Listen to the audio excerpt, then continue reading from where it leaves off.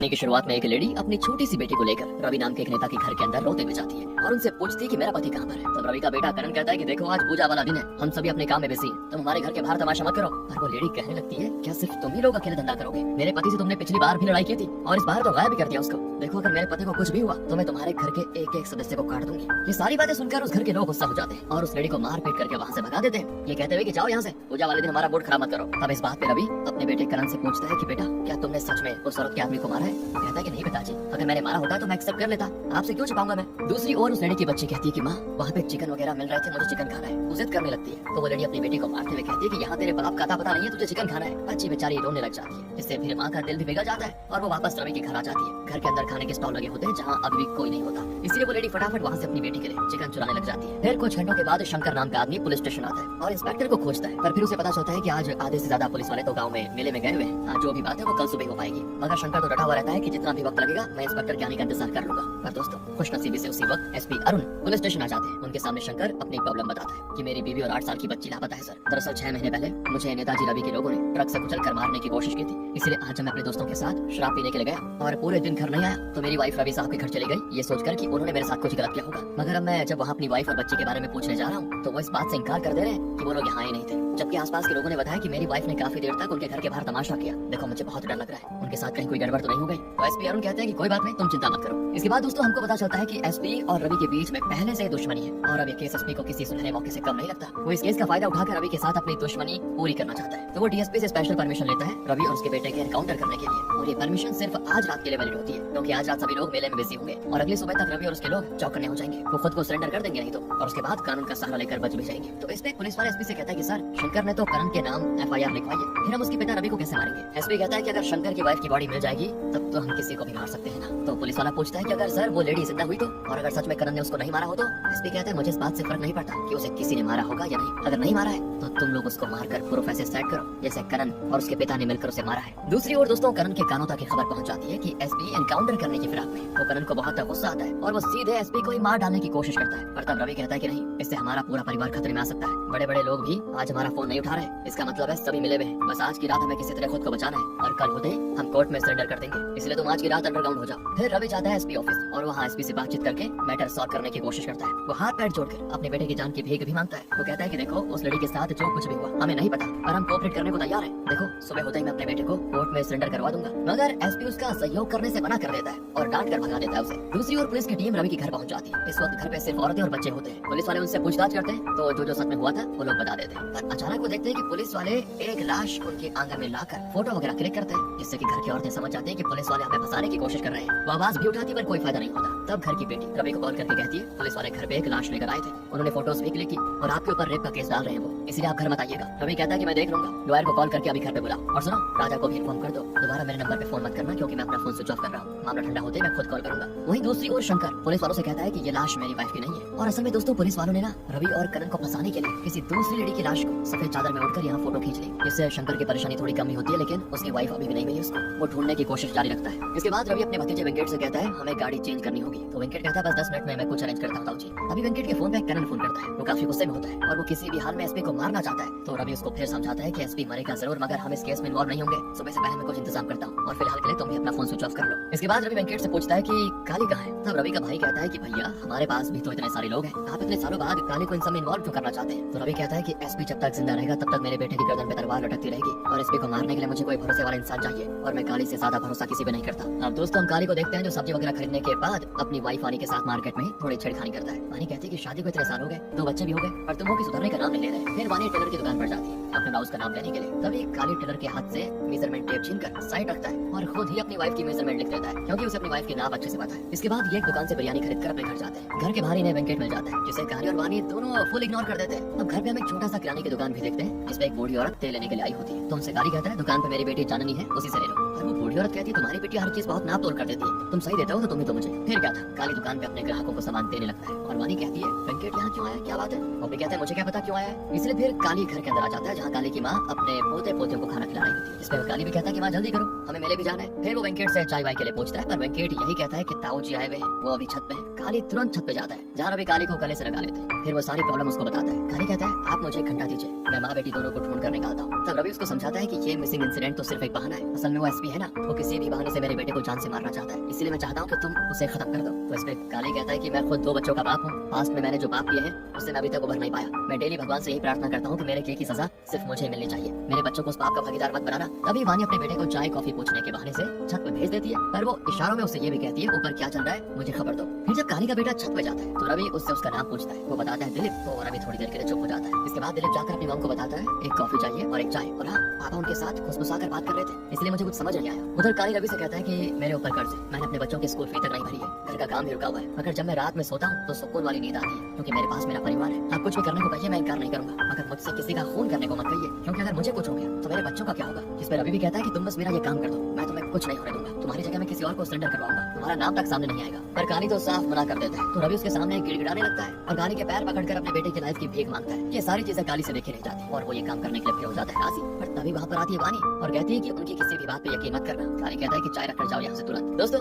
काली और रवि मिलकर अब एसपी को मारने की प्लानिंग करते हैं और उधर एसपी करण और रवि को मारने की प्लानिंग। तभी पुलिस वालों के हाथ रवि का दामाद लग जाता है, वो उसे काफी मारते पीटते हैं और उसकी वीडियो बनाकर रवि की फैमिली को दिखाते हैं, जिससे सभी की हालत खराब। और इधर रवि को जब काली आश्वासन देता है कि काम हो जाएगा तो वो निश्चिंत होकर चला जाता है वहाँ से, मगर वानी की हालत तो खराब हो जाती है। वो काली से पूछती भी है कि रवि यहाँ क्यों आया था बताओ, तो काली उसे सच्चाई नहीं बताता, वो झूठ कह देता है कि बस छोटा सा काम है, मैं 2 घंटे में वापस आ जाऊंगा। फिर वानी समझ जाती है कि ये पक्का झूठ बोल रहा है। वो काफी गिड़गिड़ाती कि प्लीज सच बताओ ना, देखो मैं तुम्हारी धड़कनों से पहचान जाती हूँ कि तुम कब झूठ बोल रहे हो कब सच। तुम्हें पता है ना परसों चांदनी ने बिस्तर गीला कर दिया था, क्योंकि सपने में उसने वो इंसिडेंट देखा था। तुम्हें पता है ना जब रवि को अपना काम करवाना होता है तो वो हाथ पैर सब पकड़ लेता है और फिर हमारे साथ क्या हो ना हो उससे उसे कोई लेना देना नहीं होता। तुम एक काम करो, हमारी बेटी चांदनी के सर पे हाथ रखकर कसम खाओ कि तुम कोई गलत काम करने नहीं जा रहे बस। वो तो काली भी कहता है कि ठीक है मैं कहीं नहीं जा रहा, खुश। अब दूसरी ओर एसपी को खबर मिलती है कि करण अवनीपुर राइस मिल में छिपकर बैठा हुआ है। तो एसपी को नाम के पुलिस ऑफिसर से कहता है कि उस राइस मिल में अपनी टीम को लेकर जाओ और करण को घेर लो, और मैं जेम्स और उसकी टीम के साथ रवि को पकड़ने जा रहा हूँ। तो दोस्तों जब गोकुल अपनी टीम के साथ मिल में पहुंचता है तो देखता है कि वहाँ पे सिवाय एक आदमी के और कोई है ही नहीं, और जब वो उसे मार पीट कर पूछताछ करता है तो उसे पता चलता है कि यहाँ पे करण था जरूर, मगर उसे 10 मिनट पहले किसी का कॉल आया तो वो चला गया। इससे गोकुल समझ जाता है कि कोई तो है हमारे बीच में जो सारी खबर रवि और उसके लोगों तक पहुंचा रहा है। उधर दोस्तों हम करण को रवि के साथ गाड़ी में देखते हैं, आपस में बातें कर रहे होते हैं कि भला हो इंस्पेक्टर का जो उसने हमें सही टाइम पर खबर दे दी कि पुलिस एनकाउंटर करने के लिए मिल में आ रही है। इधर दोस्तों काली चोरी चुप के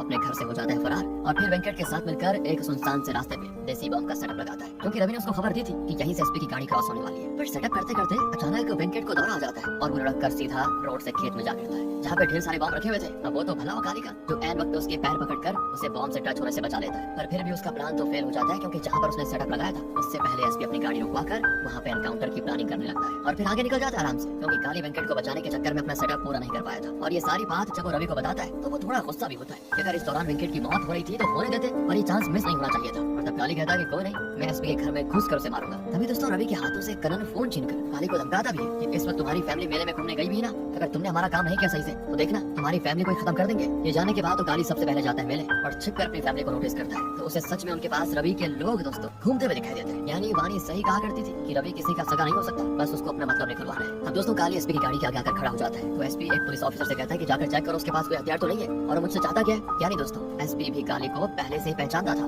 और उसे काली से डर भी लगता है, इसीलिए वो अपने ड्राइवर से कहकर पहले उसकी चेकअप करता है। तो उसे खबर मिलती है कि उसकी एक टीम 5 मिनट में यहाँ पर पहुंच जाएगी। वहीं दूसरा पुलिस वाला आकर बताता है कि सर काली तो खाली हाथ आया है और वो कह रहा है कि उसे आपसे कुछ जरूरी बात करनी है, और इस पे एसपी भी बात करने को राजी हो जाता है। अब काली आते ही कहता है कि करण कहाँ पर है ये मैं तुम्हें बता सकता हूँ, पर उसके लिए तुम्हें मेरी फैमिली को बचाना होगा। दरअसल उन्होंने मुझे काम करने को कहा था जो कि मैंने करने से मना कर दिया, तो उन्होंने मेरे परिवार को मारने की धमकी दी है। तब एसपी सबसे पहले यही जानना चाहता है कि उन्होंने तुम्हें काम क्या सौंपा था, मगर ये चीज काली उसको नहीं बताता। वो सिर्फ इतना बताता है कि मेरा परिवार इस वक्त मेले में है और करण भी मेले में छिपा हुआ बैठा है। कुछ देर पहले तक तो रवि भी उसके साथ था, पर अब वहाँ पर नहीं है। एक बार मेरी फैमिली को सेव कर लो फिर मैं बता दूंगा कि वो कहाँ पर है। जिस पे एसपी कहता है कि ठीक है, पर जब तक मुझे करण नहीं मिल जाता तब तक तुम हवालात में रहोगे। काली कहता है कि तुम्हारे लोग ही अंदर की खबर उन तक पहुंचाते हैं, बता एक बार अगर उन्हें पता चल गया कि मैं अरेस्ट हो चुका हूँ तो वो चौकन्ने हो जाएंगे और फिर तुम बाप बेटे में से किसी का भी अंत नहीं कर पाओगे। फिर आखिर में ये भी कहता है कि मैं अपना अतीत भुला चुका हूँ सर, लेकिन अगर मेरे परिवार पे आंच भी आई तो मुझे सब याद आने में देर नहीं लगेगी। इसके बाद वो फुल ऑन स्टाइल में अपना लुंगी ठीक करते हुए चला जाता है और स्टोरी 10 साल पहले शिफ्ट हो जाती है। आज काली की शादी होने वाली है दोस्तों, और काली का बेस्ट फ्रेंड दिलीप बिना रुके बस काम ही किए जा रहा है। और वेंकट कुछ काम वाम करने के बाद तैयार हो जाता है और फिर काली को देखना चाहता है कि वो तैयार हुआ या नहीं, पर वो तो अपने रूम से गायब था। इसलिए वेंकट कॉल करके दिलीप को ये बात बताता है, तो दिलीप कहता है कि ठीक है मैं पता करता हूँ कहाँ है वो। पर वेंकट के चेहरे का हाव भाव देखकर काली की माँ समझ जाती है कि कुछ तो गड़बड़ है। वो दुल्हन वाले रूम का दरवाजा खटखटाते हुए कहती है कि काली कहीं नहीं मिल रहा, वो तुम्हारे साथ ही है ना। और सच में दोस्तों दोनों ने रात में साथ गुजारी थी और अभी तक काली घोड़े बेच के सो रहा होता है। इसीलिए वानी जल्दी से काली को जगाती है और खिड़की से भगा देती है। फिर काली अपने विंडो से अपने रूम में एंटर करता है, जिससे वेंकट शॉक हो जाता है, क्योंकि उसको तो लग रहा था कि दूल्हे बाबू किसी मुसीबत में पड़ गए होंगे, पर यहाँ तो दूल्हे बाबू अपने होने वाली वाइफ के साथ एंजॉय कर रहे थे। खैर दोस्तों, नहाने के बाद काली को अपना कुर्ता नहीं मिलता, तो वो वापस विंडो से वानी के रूम में जाता है, जहाँ वानी उसको एक नया कुर्ता गिफ्ट करती है। काली कहता है कि अच्छा तो मैं नया कपड़ा पहनूंगा और तुम ये साधारण सी साड़ी। तो इस पे वानी कहती है ये तुम्हारी पहली शादी है, मेरी थोड़ी। इस बात पे काली नाराज हो जाता है और कहता है कि चांदनी सिर्फ तुम्हारी नहीं बल्कि हमारी बेटी है। दरअसल दोस्तों, वानी की एक बार पहले भी शादी हो चुकी है, पर पता नहीं शायद उसके हस्बैंड की मौत हो गई होगी इस रीजन से। इसके बाद ये दोनों मिले और इन्हें एक दूसरे से प्यार हो गया और अब ये शादी कर रहे हैं। और वैसे कल रात इन्होंने जो किया उसकी वजह से वानी के नेक पे एक लव बाइट का निशान भी होता है और बाहर से काली की माँ उसको आवाज लगाई जाती है, जिससे वानी काली पे गुस्सा भी करती है कि ये क्या किया तुमने, देखो। तब जल्दी से काली मेकअप की मदद से वो निशान छुपा देता है और फिर सारे लोग मंदिर जाते हैं इन दोनों की शादी कराने के लिए। और इसी दौरान काली चांदनी को गोद में लिए होता है और अभी तो लगता है कि चांदनी 1 साल की भी नहीं हुई है। फिर जब शादी का मुहूर्त आता है तो काली दिलीप को ढूंढता है, क्योंकि सारे लोग वहाँ पर मौजूद होते हैं सिवाय दिलीप के। पता नहीं वो कहाँ रह गया, पर पंडित जी अब और रुकने को तैयार नहीं होते, इसलिए रवि मंगलसूत्र काली को पकड़ाने चाहता है। पर उसी वक्त एक पुलिस वाला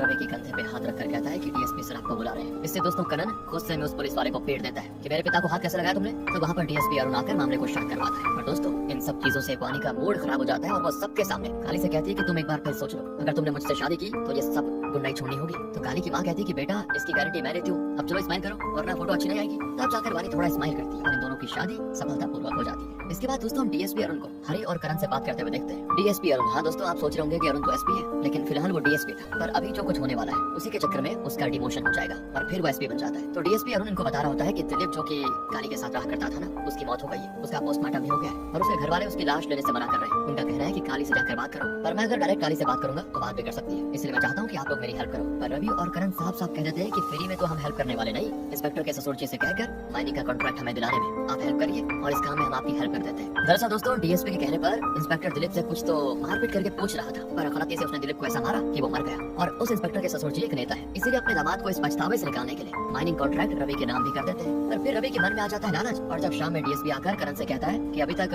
हमारा काम क्यों नहीं करवाया, तो वो कॉन्ट्रैक्ट की फाइल वापस करते हुए कहता है हमें माइनिंग कॉन्ट्रैक्ट नहीं चाहिए। और जब ये बात इंस्पेक्टर के ससुर को पता चलती है तो वो डीएसपी से कहते हैं कि पता है मेरी बेटी को नेता की बेटी कहलवाने से ज्यादा इंस्पेक्टर की वाइफ कहलवाना पसंद है। अगर तुम्हारी लापरवाही की वजह से मेरे दामाद की नौकरी गई और मेरी बेटी उदास हुई तो फिर मैं तुम्हें देख लूंगा। जिस पे डीएसपी कहता है कि मुझसे जो बन पड़ेगा मैं करूंगा। इसके बाद वो जाता है काली के पास, जो कि इस वक्त खाने पे बैठा होता है। साथ ही वो वेंकट से कहता है कि दिलीप सुबह से एक बार भी नहीं दिखा, कहाँ है वो। तो वेंकट कहता है पता नहीं भाई, मेरा फोन भी नहीं उठा रहा। काली कहता है जाओ यार ढूंढो उसको, खाने पे लेकर आओ। तभी डीएसपी काली को एक रूम में लेकर आ जाता है बात करने के लिए। परवानी भी साथ में जाती है, जहाँ डीएसपी काली को छोटी कहानी सुनाता है कि दिलीप को पूछताछ के लिए लेकर जा रहे थे, पर पैर फिसलने की वजह से उसकी मौत हो गई। हमने उसे बचाने की बहुत कोशिश की पर वो नहीं बच पाया। लेकिन दोस्तों, काली को यकीन ही नहीं होता कि दिलीप इस दुनिया में नहीं है। कुछ देर के बाद वो जाने की कोशिश करता है कि आखिर किसने मारा दिलीप को। परवानी कहती है कि तुम ये जानकर करोगे क्या है, लड़ोगे तो मेरे और मेरी बेटी का क्या होगा। फिर डीएसपी बताता है कि इंस्पेक्टर सुधाकर के हाथों ये गलती हुई है। तो काली सुधाकर के मुंह से जानना चाहता है कि क्या सच है। वो बताता है कि हम बैडमिंटन खेलकर चाय पीने के लिए चाय की टपरी पर गए, मेरे हाथों गलती से उसके ऊपर चाय गिर गई तो उसने सबके सामने मुझे अबे बोला। तो तब डीएसपी सर ने उससे कहा कि तुम्हें बात करने की तमीज नहीं है क्या। और फिर वो डीएसपी सर पे भी चिल्लाने लगा। तब सर ने उसको छापड़ मार के पुलिस की गाड़ी में बैठाया। फिर पुलिस स्टेशन में वो वॉशरूम यूज करने गया और जब गया तो आया ही नहीं। और जब हम चेक करने गए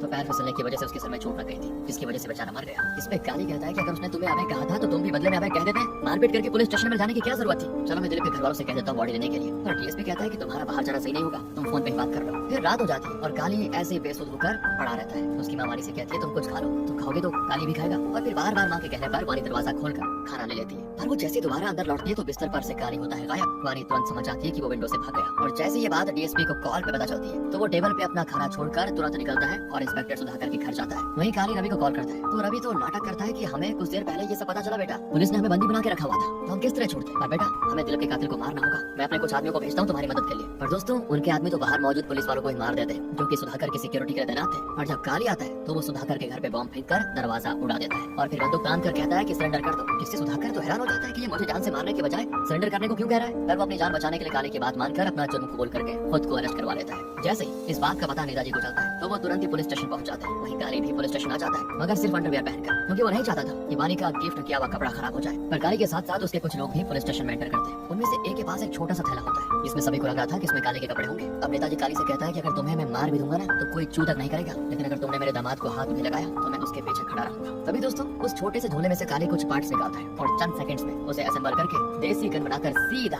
नेताजी के सर पे गोली मार देता है, क्योंकि उसे पता था कि सुधाकर को बचाने के लिए नेताजी एडी चोटी का जोर लगाएंगे, लेकिन जब वो जिंदा ही नहीं रहेंगे तो फिर उसे बचाने कौन आएगा। इसके बाद बारी थी दोस्तों डीएसपी की, पर डीएसपी अपना मुंह खोल देता है कि मैं तो चलो पर आया, मैंने जो किया सो किया अपने डिपार्टमेंट के लोगों को बचाने के लिए, मगर तुम्हारे अपने रवि और करण ने दिलीप की मौत पे नेताजी से पहले माइनिंग की डील की थी, फिर उन्हें लगा कि ये मौका बार बार नहीं आएगा, इसीलिए उन्होंने वो डील को छोड़ दिया ताकि वो बदले में कुछ और बड़ा मांग सके। लेकिन जब मैंने डायरेक्टली तुमसे बात कर ली तो रवि ने तुम्हारा यूज करके नेताजी को ही मरवा दिया ताकि फ्यूचर में वो नेता बन सके। दोस्तों इसके बाद सीन % में शिफ्ट होता है। काली की टिप देने की वजह से एसपी अरुण करण और उसके साथ मौजूद लोगों को पकड़ लेता है। तब करण कहता है कि तुम्हें जो चाहिए वो मांगो ना, मुझे मारकर तुम्हारा क्या फायदा होगा। तब एसपी कहता है कि मुझे तुम्हारा बाप चाहिए, पर करण मुंह नहीं खोलता और तब एसपी करण और उसके साथ मौजूद तीनों लोगों को उठाकर सुनसान इलाके में लेकर जाता है जहाँ पे ढेर सारे टूटे फूटे घर होते हैं। वहाँ फिर वो काली को भी लेकर आता है और कहता है कि तुम किसी तरह करण से बात करके उसके बाप के बारे में पता लगाओ, पर काली मना करता है। और तब एसपी अरुण भी काली को धमकाता है कि तुम्हें तुम्हारी फैमिली प्यारी है ना, आधा काम तो तुमने घर ही दिया, पूरा भी कर दो, वरना बाप बेटे में से जो भी बचेगा वो तुम्हारे लिए प्रॉब्लम क्रिएट करेगा। तभी काली एसपी के कहने पे रूम में जाकर ऐसे प्रिटेंड करता है जैसे उससे भी एसपी ने अरेस्ट कर लिया हो।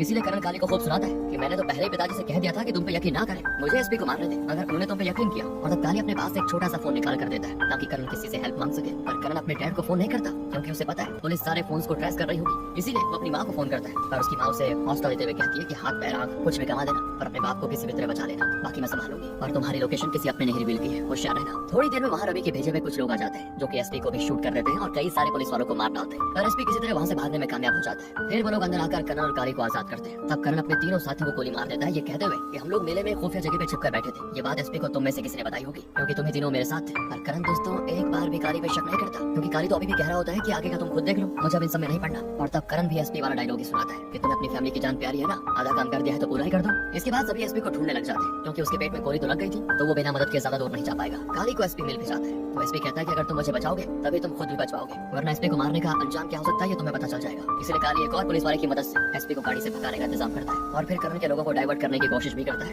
पर वो लोग आखिरकार एसपी की गाड़ी को ब्लास्ट करके उसे पकड़ ही लेते हैं। लेकिन वो एसपी को जान से नहीं मारते अभी क्योंकि उसे पता है आगे पुलिस की टीम आती होगी, इसलिए एसपी को ढाल बनाकर वो यहाँ से बचने की सोचते हैं। फिर जैसे ये लोग गाड़ी से थोड़ी दूर आ जाते हैं तो करण कॉल करके अपने पिता को बताता है कि जख्मी एसपी हमारे कब्जे में है और मैंने उन तीनों गद्दार लड़कों को मार दिया। तो रवि करण पे गुस्सा करता है कि बिना किसी पुख्ता सबूत के तुमने अपने लोगों को क्यों मारा, कोई और भी तो खबर ही हो सकता है ना। इसके बाद वो काली से कहता है कि तुम अब घर चले जाओ, वेंकट भी तुम्हारी फैमिली को सही सलामत घर लेकर जा चुका है। तभी करण का दिमाग घूमता है दोस्तों और उसका शक जाता है काली पे, इसीलिए वो वहीं पे गाड़ी रुकवाकर एसपी के फोन से उसका कॉल हिस्ट्री चेक करता है और उसे दिखाई देता है कि उसके और काली की लगातार कॉल पे बात हो रही थी। इसीलिए अब वो काली को मारने की कोशिश करता है, पर काली भी शांत नहीं बैठने वाला था। वो एक ही झटके में करण का एक हाथ काट डालता है और फिर वहाँ मौजूद करण के सारे लोगों को मार डालने के बाद करण को भी फाइनली मार डालता है। इसके बाद एसपी कहने लगता है कि तुमने मेरा आधा काम तो कर दिया, यहाँ से तुम जा सकते हो और अभी को मैं संभाल लूंगा। तो काली जाता है अपने घर पर, बदन में खून लगा देकर वानी काफी डर जाती है और कहती है कि तुमने एसपी को मार डाला क्या। तो काली कहता है कि नहीं करण को। इसके बाद तो वानी का डर के मारे बुरा हाल हो जाता है, तो पागलों की तरह कहने लगती है अब सब खत्म हो गया, सब खत्म हो गया। अब काली कहता है कुछ खत्म नहीं हुआ है, तुम अनजान बनने का नाटक करती रहो, बाकी मैं सब संभाल लूंगा। उसी वक्त रवि का कॉल आता है दोस्तों और वो जानना चाहता है कि काली अभी कहाँ पर है। तो काली भी बोल देता है कि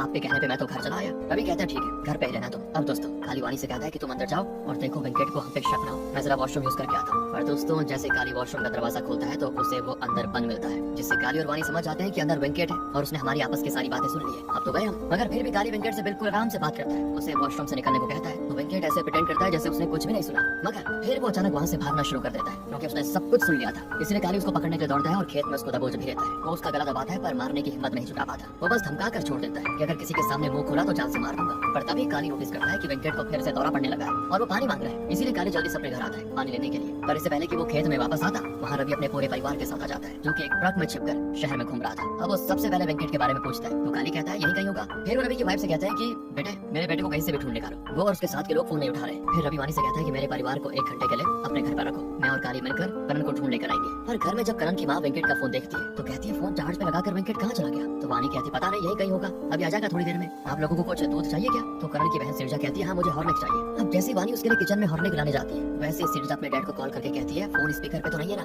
पापा मुझे लग रहा है भाई के गायब होने में काली और उसकी फैमिली का हाथ है, क्योंकि हमसे हर टाइम चिड़ी रहने वाली वानी आज हमसे बड़े प्यार से बात कर रही है, कुछ तो गड़बड़ है। तो पहले तो रवि बड़े प्यार से काली से पूछता है मेरा बेटा कहाँ है, पर जब उसे कुछ नहीं बताता तो काली को पीटते हुए उसे उसके घर लेकर आता है जहाँ फिर काली की पूरी फैमिली के साथ मारपीट करता है। तभी सिरजा नोटिस करती है कि गाड़ी के आसपास कुत्ते घूम रहे हैं और जब रवि गाड़ी खोलता है तो अंदर उसे जख्मी एसपी मिलता है जो कि करण के बारे में पूछने पे बताता है कि तूने मुझे मारने के लिए काली को भेजा था पर उसने ही तेरे बेटे को मार डाला, वो भी डायरेक्ट मौत नहीं दी, पहले हाथ पैर काटा, फिर उसकी जान ली। पर सुन, मेरे साथ एक डील कर ले, तू काली की फैमिली के साथ चाहे जो मर्जी कर ले, मैं अपनी आंखें बंद कर लूंगा। इसके बाद ना तो मैं तुम्हें परेशान करूंगा और ना तुम मुझे। लेकिन दोस्तों, रवि अपने बेटे की मौत की खबर सुनने के बाद कोई डील नहीं करना चाहता था। वो वहीं पे एसपी अरुण को शूट करके और लोग सुधार देता है। ये सब देखकर वानी घबरा जाती है। वो समझ चुकी थी कि मेरे पति और मेरे पूरे परिवार का खात्मा होने वाला है। इसीलिए वो ग्रांति उठाती है और रवि की फैमिली के एक बच्ची को गले में दबा लेती है और कहती है कि अगर मेरे पति या मेरे परिवार को छूने की भी कोशिश की तो मैं तुम्हारी नातिन को जान से मार दूंगी। फिर वानी अपनी पूरी फैमिली के साथ सेफली अपने घर के अंदर चली जाती है और दरवाजा कर लेती है अंदर से बंद। तब काली उठ खड़ा होता है और रवि का गला दबोच लेता है। वो उसे जान से ही मार डालता है, मगर रवि की वाइफ जो कि काली को अपने बेटे की तरह प्यार करती थी, वो अपने पति की जान बख्शने की भीख मांगती है। तब वो रुक जाता है पर रवि के गुंडे नहीं रुकते दोस्तों।